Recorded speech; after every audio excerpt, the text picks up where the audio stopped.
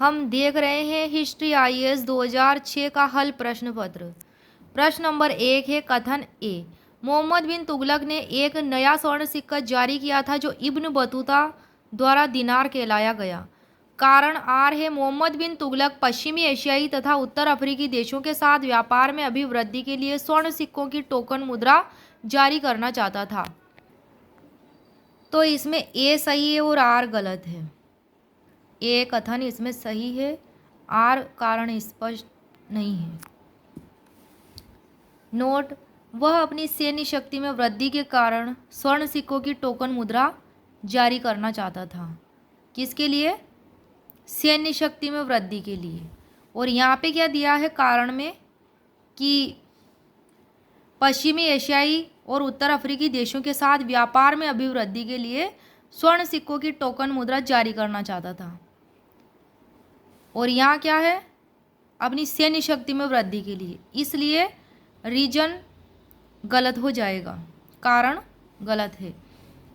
खुरासान अभियान और कराची अभियान के लिए सैनिकों की भर्ती और उनके नकद वेतन और अन्य सुविधाएं देने के लिए स्वर्ण की टोकन मुद्रा को उसने जारी किया था।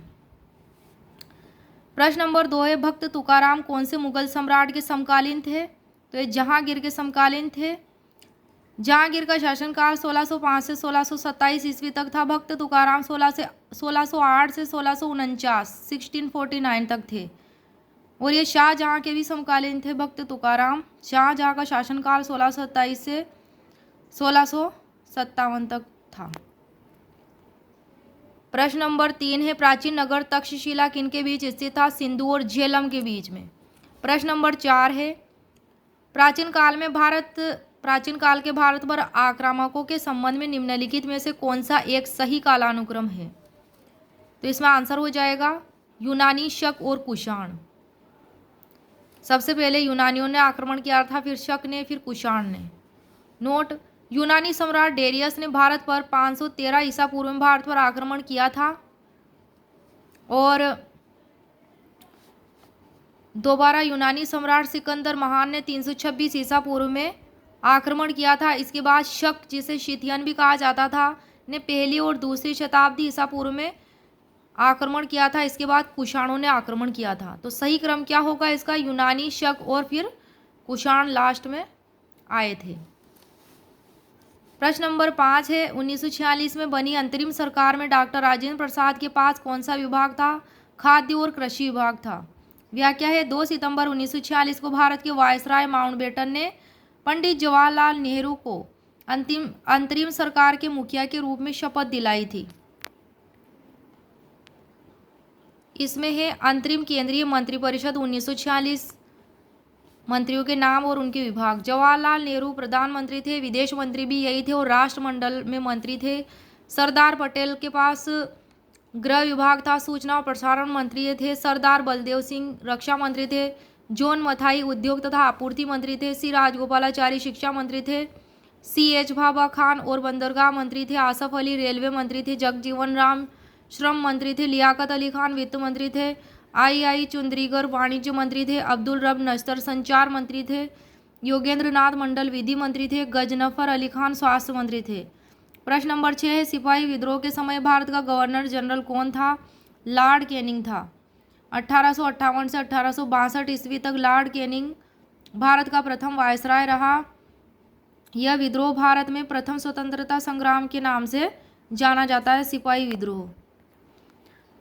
प्रश्न नंबर 7 है दिल्ली की राजगद्दी पर अफगान शासकों के शासन का निम्नलिखित में से कौन सा एक सही कालानुक्रम है? आंसर है बहलोल खान लोदी, सिकंदर शाह और इब्राहिम लोदी। सही है इसमें। बहलोल खान लोदी का शासनकाल 1451 से 1489, सिकंदर शाह का 1489 से 1517 और इब्राहिम लोदी का 1517 से 1526। प्रश्न नंबर 8 है जब राजा वोडियार ने मैसूर राज्य की स्थापना की थी तब विजयनगर साम्राज्य का शासक कौन था? तो इसका आंसर होगा वेकंट द्वितीय। कौन था? वेकंट द्वितीय। शासनकाल था 1586 से 1614। नोट है राजा वोडियार का शासनकाल 1578 से 1617 था। 1612 में मैसूर राज्य की स्थापना की थी राजा वोडियार ने। और जन्म हुआ था 2 जून 1552 को, मृत्यु हुई थी 20 जून 1617 को। प्रश्न नंबर 9 है, निम्नलिखित कथनों पर विचार कीजिए। पहला कथन है, दक्षिण भारत के इक्ष्वाकु शासक बौद्ध मत के विरोधात्मक थे। दूसरा स्टेटमेंट है, पूर्वी भारत के पाल शासक बौद्ध मत के समर्थक थे। तो इसमें दूसरा स्टेटमेंट करेक्ट है, पूर्वी भारत के पाल शासक बौद्ध मत के बिल्कुल समर्थन में थे। व्याख्या है, दक्षिण में 225 से 325 ईसा पूर्व के दौरान आंध्र में इक्ष्वाकु वंश का शासन था। इस वंश में कुल 7 शासक हुए, जिनकी सभी रानियां क्या थी, बौद्ध मतावलंबी थी। यद्यपि इक्ष्वाकुओं ने वैदिक अध्यात्म का पालन किया, किंतु इन्होंने सदैव बौद्ध धर्म का समर्थन किया, बौद्ध धर्म का समर्थन भी किया था। और यहाँ फर्स्ट स्टेटमेंट में क्या बताया गया है कि दक्षिण भारत के इक्ष्वाकु शासक बौद्ध मत की विरोधात्मक थे। वो विरोध में नहीं थे बल्कि समर्थन में थे। प्रश्न नंबर 10, भारतीय इतिहास के संदर्भ में अब्दुल हमीद लाहौरी कौन था? शाहजहां के शासन का एक राजकीय इतिहासकार जिसने पदशाह नामा पुस्तक लिखी थी। अब्दुल हमीद लाहौरी ने पुस्तक लिखी थी। प्रश्न नंबर 11 है, lectures from Colombo to Almora निम्नलिखित में से किस एक के अनुभवों पर आधारित है? तो इसका आंसर होगा स्वामी विवेकानंद के अनुभवों पर।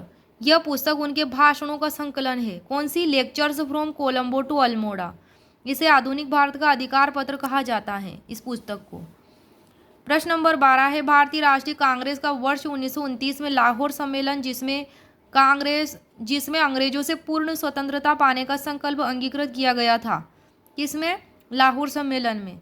किसकी अध्यक्षता में हुआ था? तो ये जवाहरलाल नेहरू की अध्यक्षता में हुआ था। इसके अंतर्गत 26 जनवरी 1930 को पूर्ण स्वराज्य दिवस की घोषणा की गई थी।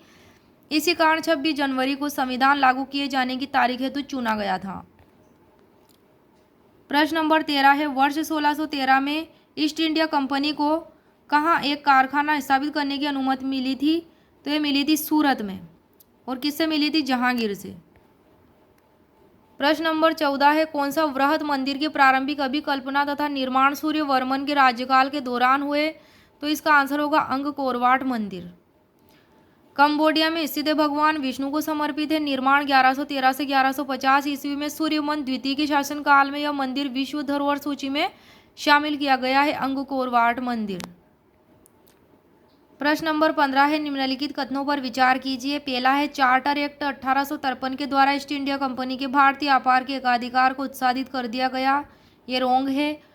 दूसरा स्टेटमेंट है, गवर्नमेंट ऑफ इंडिया एक्ट 1858 के अंतर्गत ब्रिटिश संसद ने ईस्ट इंडिया कंपनी को पूर्णतः समाप्त कर भारत में सीधा शासन करने का उत्तरदायित्व ग्रहण किया, ये इसमें सही है। व्याख्या है, चार्टर एक्ट 1813 के तहत चाय और चीन के साथ वाले व्यापार को छोड़कर ईस्ट इंडिया कंपनी के व्यापारिक एकाधिकार को समाप्त कर दिया गया। पुनः चार्टर 1833 के तहत कंपनी के व्यापारिक अधिकार को पूर्ण रूपेण समाप्त कर दिया गया। भारत शासन अधिनियम 1858 के तहत इस एक्ट के द्वारा कंपनी के शासन को समाप्त कर दिया गया। ब्रिटिश साम्राज्य का प्रत्यक्ष शासन प्रारंभ हुआ। बोर्ड ऑफ कंट्रोल तथा संचालक मंडल की समाप्ति हो गई। भारत के शासन के लिए भारत के राज्य सचिव नामक पद सृजित किया गया, जो ब्रिटिश कैबिनेट के अंतर्गत होता था। राज्य सचिव परिषद के 15 सदस्यों में से 8 की नियुक्ति डायरेक्टरों के द्वारा की जाती थी। किसके द्वारा? 8 सदस्यों की नियुक्ति डायरेक्टरों के द्वारा की जाती थी। इस परिषद में, राज्य सचिव परिषद में, वही व्यक्ति नियुक्त हो सकते थे जो 10 वर्षों तक भारत में कार्य कर चुके थे और नियुक्ति के समय उन्हें भारत में आए अधिकतम 10 वर्ष हुए हों। सर्वप्रथम सर चार्ल्स वुड प्रथम राज्य सचिव नियुक्त हुए थे। भारत के गवर्नर जनरल को वायसराय बना दिया गया और उस पर ब्रिटिश सरकार का नियंत्रण बढ़ा दिया गया। ये बात इसमें बताई गई है भारत शासन अधिनियम 1858 के तहत। ये सारी बातें किसमें बताई गई है? भारत शासन अधिनियम 1858 के तहत।